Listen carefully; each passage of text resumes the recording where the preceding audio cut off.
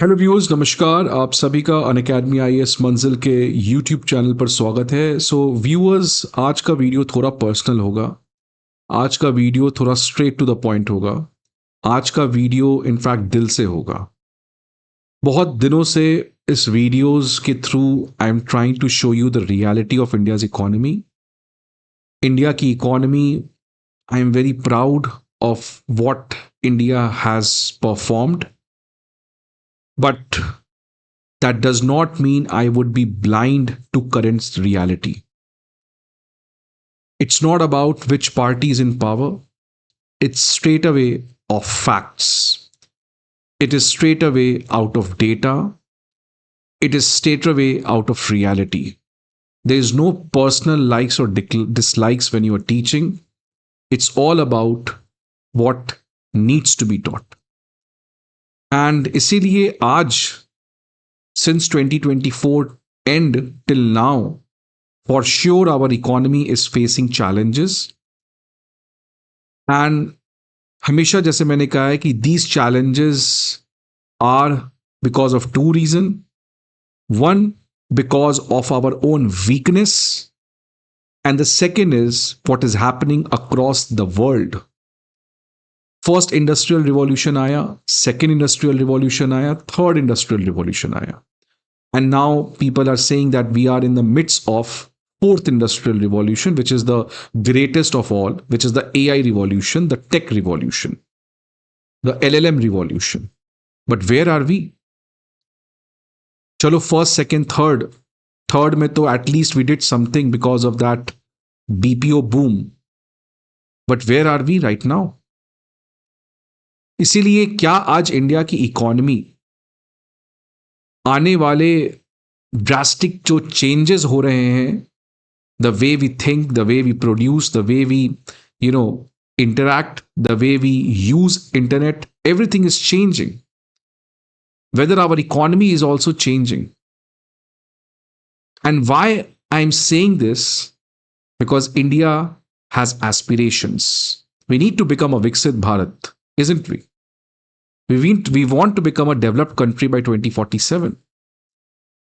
And the time, अब ज्यादा कुछ बचा नहीं है. We have a very limited time. और उस लिमिटेड टाइम में जो हमारे एस्पिरेशंस हैं to become a developed country, that is remarkable. And we can for sure we can. But are we? That's the question. और मैं क्यों ये सब बात कर रहा हूं? बिकॉज उदय कोटक, जो कोटक महिंद्रा बैंक के हेड हैं, visionary businessman, he has said something which is what I also wanted to say.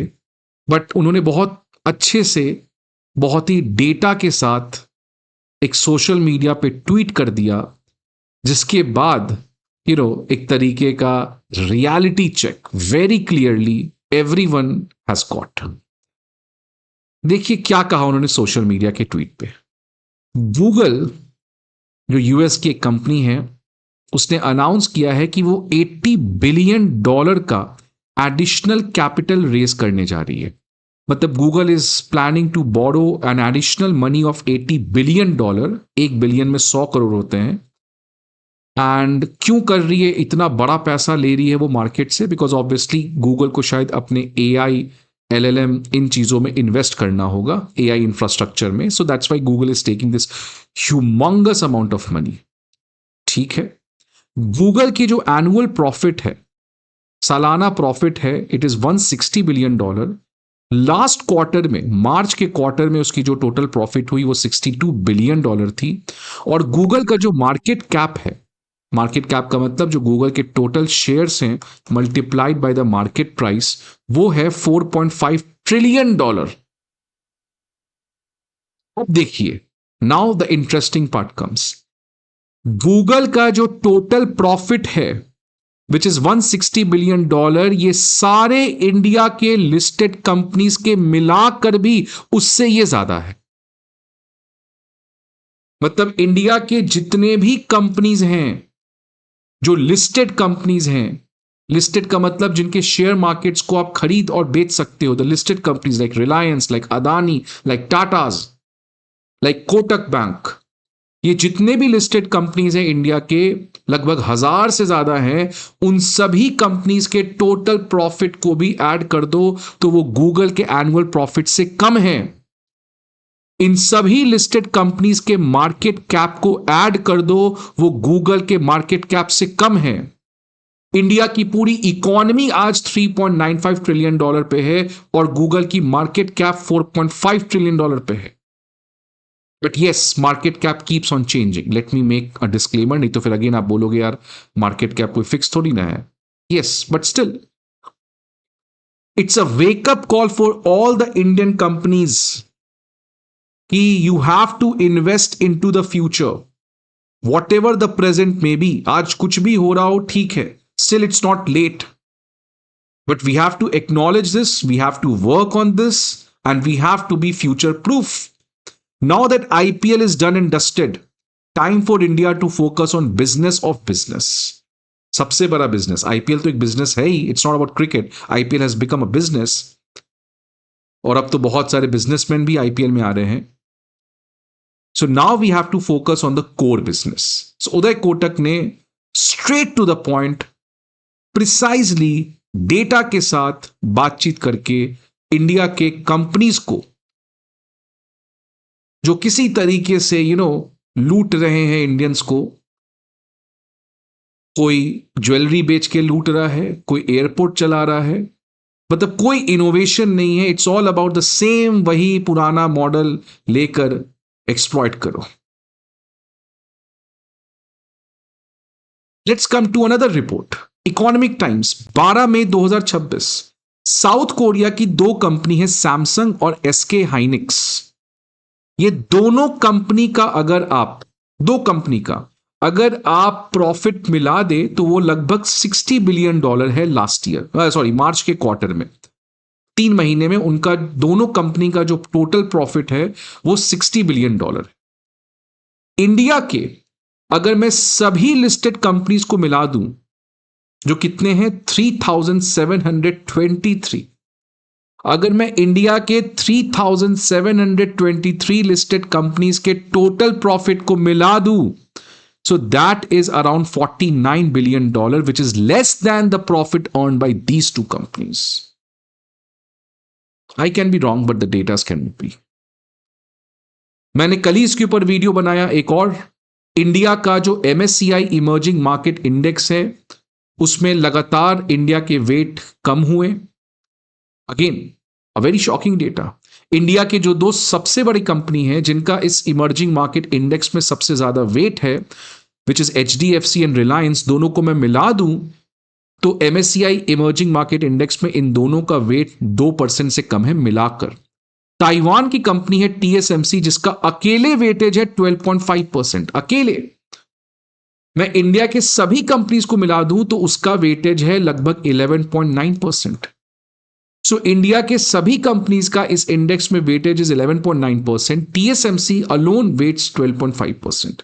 और चाइनीज जायंट्स का अगर मैं बात करूं, टेंसेंट होल्डिंग्स एंड अलीबाबा, इन दोनों का अकेले वेट 7.8% है। So these datas are clearly showing कि इंडिया इकोनॉमी बहुत अच्छी रही है 1991 के बाद से, we have done well, but we are losing when it comes to the future. At present, things may change and obviously things will change. We have to be optimistic. बदलेगा समय, बदलेगा इंडिया, बदलेगा भारत, सब कुछ बढ़िया होगा. But yes, we need to discuss it. We need to talk it. We need to find solutions. Then only things are going to work. So ये जो एक नया AI boom आते हुए दिख रहा है, इसमें इंडिया for sure लैग कर रहा है. लेकिन गवर्नमेंट ऑफ इंडिया का रिप्लाई देखिए, अश्विनी वैष्णव जी कहते हैं India is not far behind US and China in the AI race. No, I don't understand the logic. मतलब इसका लॉजिक क्या है? क्या हमारे पास अपना, आप छोड़ दो AI रेस क्या है, इनके पास चैट जीपीटी है, क्लॉड है, इनके पास अपना खुद का LLM है, डीपसीक भी छोड़ दो, इनके पास अपना खुद का Amazon है, वो भी नहीं है हमारे पास. सो टेक्नोलॉजी में आज कहां है इंडिया? क्या AI लेकर स्टार्टअप हो रहा है जो रियली कुछ चीजें बदल रहा है? And again let me tell you, क्या इंडिया नहीं कर सकता? सब कुछ कर सकता है. It's all about the support. Government कितना सपोर्ट कर रही है हमारे प्राइवेट एंटरप्रेन्योर्स को, क्योंकि जो भी प्राइवेट एंटरप्रेन्योर्स है उसको सपोर्ट नहीं मिलता है, वो इंडिया छोड़ के भाग के अमेरिका जाता है. अमेरिका के आप किसी भी टेक कंपनी में चले जाओ, सब इंडियंस है वहां, मैक्सिमम। आप कोरिया में चले जाओ, आप जापान में चले जाओ, आप ताइवान में चले जाओ, आप जर्मनी के किसी बायोमेडिसिन प्लांट में चले जाओ, you will find a lot of Indians are working there. और देखिए क्या है problem, R&D, research and development के ऊपर हमारा खर्च, इजराइल स्पेंड्स अराउंड 5.4% जीडीपी का on R&D, south Korea close to 5%, American 3.5%, Chinese 2.5%, India 0.56%। ये तो हमारा रिसर्च एंड डेवलपमेंट पे एलोकेशन है कि अगर 100 rupees India is earning in 1 year, we are only spending less than 1 rupees on R&D। और इसमें भी 60%, इस 0.56% का भी 60% कम्स फ्रॉम गवर्नमेंट। तो गवर्नमेंट तो अपना काम कर रही है, बट प्राइवेट सेक्टर 40%, बिकॉज उनको इन्वेस्ट करना नहीं है, they don't want to invest, because उनको पता है इंडियंस को कैसे एक्सप्लॉइट करना है, राइट? जो बहुत ज्यादा पैसा आ गया, रिलायंस फ्रेश खोल लो, बहुत ज्यादा पैसा आ गया, कोई डिजिटल स्टोर खोल लो, बहुत ज्यादा पैसा आ गया, एयरपोर्ट चलाना स्टार्ट कर दो, बहुत ज्यादा पैसा आ गया, जैसे अभी आदित्य ग्रुप ने अपना ज्वेलरी शॉप खोल लिया है। तो ये सब करो, मतलब कोई इनोवेशन नहीं करना है हमें, बस किसी तरीके से छोटे प्लेयर्स को मारो और एक बड़ा सा ज्वेलरी शॉप खोल दो कि जो छोटा ज्वेलरी शॉप है वो आपसे कंपीट ना कर पाए। एक इतना बड़ा डिजिटल स्टोर खोल दो कि कोई छोटा इलेक्ट्रॉनिक शॉप आपसे कंपीट ना करे। So these people are just exploiting the vulnerability of the small businesses because they have money, they have deep pockets, and that's what they're doing. When it comes to innovation, what they have innovated is what the Indians are asking them now. Adani group आप देखिए, आज की खबर है, $16 billion का record capital expenditure करने जा रहा है। That's a good. Adani group $16 billion का कैपिटल इंफ्रास्ट्रक्चर के ऊपर खर्च करेगा, बट कहां खर्च करेगा? Airports, highways, ports. क्या आज इंडिया पोर्ट बना के विकसित भारत बनेगा? यस, इट्स रिक्वायर्ड, पोर्ट की रिक्वायरमेंट है, बट क्या इस $16 बिलियन में कुछ AI पे जा रहा है, कुछ नए मेडिसिन पे जा रहा है, कुछ कोई नए रिसर्च पे जा रहा है? That's what the question is. Profit देखिए, 95,000 करोड़ का प्रॉफिट आया है FY26 में। TCS जो इंडिया की टेक जायंट है, CUET UG के एग्जाम को अच्छे से नहीं कंडक्ट करवा पाई, आपको पता है टेक्निकल ग्लिच हो गया, CUET UG के एग्जाम को नहीं कंडक्ट कर पाए TCS। तो चीजें तो ठीक करनी पड़ेंगी। सरकार की प्रॉब्लम तो है, लेकिन कॉर्पोरेट सेक्टर की प्रॉब्लम है, दोनों की प्रॉब्लम है। सरकार का देखिए, अशोक गुलाटी इंडियन एक्सप्रेस में लिखते हैं कि ये आज जो क्राइसिस इंडिया के सामने है, ये सेम क्राइसिस 1991 में आया था, और ये क्राइसिस अगर हमें खत्म करना है तो आज बोल्ड रिफॉर्म्स गवर्नमेंट को लेना पड़ेगा, बोल्ड रिफॉर्म्स लेना पड़ेगा। फैक्ट्स रखते हैं, ये अशोक गुलाटी का फैक्ट्स है। फर्टिलाइजर के ऊपर, खाद के ऊपर जो किसानों को सब्सिडी मिलता है वो इस साल 2.5 लाख करोड़ होने जा रहा है। फूड सब्सिडी जो इंडिया में लगभग 85 करोड़, सरकार खुद लास्ट ईयर क्लेम कर रही थी कि गरीबी कम हो गई है, बहुत कम हो गई है, ये है हमारी गवर्नमेंट की अचीवमेंट, लेकिन तब भी इंडिया में लगभग 2.3 लाख करोड़ का फूड सब्सिडी हम लोग दे रहे हैं। दोनों को आप जोड़ दीजिए, फूड सब्सिडी और फर्टिलाइजर सब्सिडी, लगभग 5 लाख करोड़ तुम यही खर्च कर रहे हैं। जो एजुकेशन, हेल्थ, स्किल डेवलपमेंट सब मिला भी दो, उससे कम ही रहे, उससे ज्यादा है ये 5 लाख करोड़ जो मैं केवल फूड सब्सिडी और फर्टिलाइजर सब्सिडी पे खर्च कर रहा हूं। क्या ये रिफॉर्म नहीं करना चाहिए? वेस्ट बंगाल में बहुत बड़ी बदलाव आई, लोग TMC से परेशान थे, इकोनॉमी की हालत खराब थी, लोगों को लगा एक नया मॉडल फ्रेमवर्क आएगा। वेस्ट बंगाल गवर्नमेंट जो नई बनी है, उसका डिसीजन आता है कि जो अन्नपूर्णा योजना है, जो पुरानी स्कीम चली आ रही थी, उसमें जो महिलाओं को 1,500 रुपए का मंथली असिस्टेंस मिल रहा था, उसको बढ़ाकर 3,000 का मंथली असिस्टेंस कर दिया जाएगा, जिससे लगभग एवरी ईयर गवर्नमेंट को 72,000 करोड़ का खर्च आएगा। और सरकार का जो टोटल बजट है वो 4 लाख करोड़ का है, जिसमें लगभग 72,000 करोड़ इसी तरीके से कैश ट्रांसफर में चला जाएगा। कैश ट्रांसफर से कोई प्रॉब्लम नहीं है, कैश ट्रांसफर से बहुत फायदे हैं, बट सवाल आता है, जो खुद आपके इकोनॉमिक सर्वे ने कहा कि क्या ये पैसे जो आप दे रहे हो, ये पैसे क्यों आप अनकंडीशनल बेसिस पे दे रहे हो? मतलब पैसे लो, अब क्या करना है उससे कोई फर्क नहीं पड़ता है, आप वुमेन को पैसे दो, बट कंडीशंस होने चाहिए ना, that yes if we are giving money to you, you are going to spend on your child education, then only. अगर नहीं करोगे तो मैं पैसा नहीं दूंगा। और इसका कोई टाइम लिमिट रखना चाहिए, नहीं तो क्या होगा, सरकार आएगी, अब अगले बार मान लो टीएमसी आ गई, वो 3,000 को 4,500 कर देगी। ये तो एक कॉम्पिटिटिव पॉलिटिक्स हो गया है ना when it comes to freebies. So this needs to stop. और घूम फिर कर सभी चीजें at the end comes to education. Education में आज हमें रिफॉर्म लाना पड़ेगा। Forget about IITs, forget about higher education. इन सभी का बुनियाद एक बेसिक प्राइमरी एजुकेशन से स्टार्ट होता है। और आज भी आप गवर्नमेंट स्कूल चले जाएं, प्राइवेट स्कूल में लूट मचा हुआ है फीस के मामले में, right? So we need basic foundational education reform, and education does not only mean studying a plus b whole square is equal to a square plus b square plus 2ab.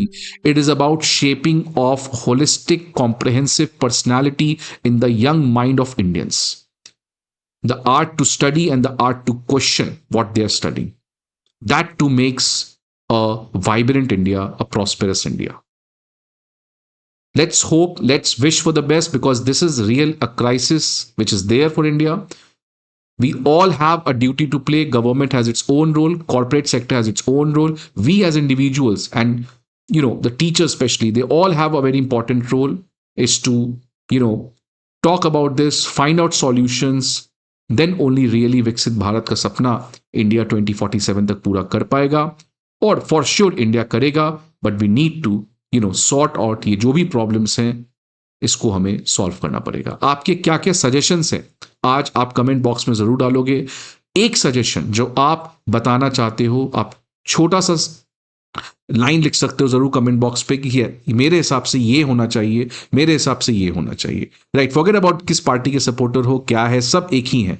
आप एक neutral होकर सोचो कि आज जो अभी की सरकार है, जो आने वाली सरकार, कोई भी सरकार हो, उनको एक रिफॉर्म अगर आप करना चाहो तो क्या करते। Please let me know in comment box. I will be very very happy to see your comments. See you again some other video. Till then good bye and take care.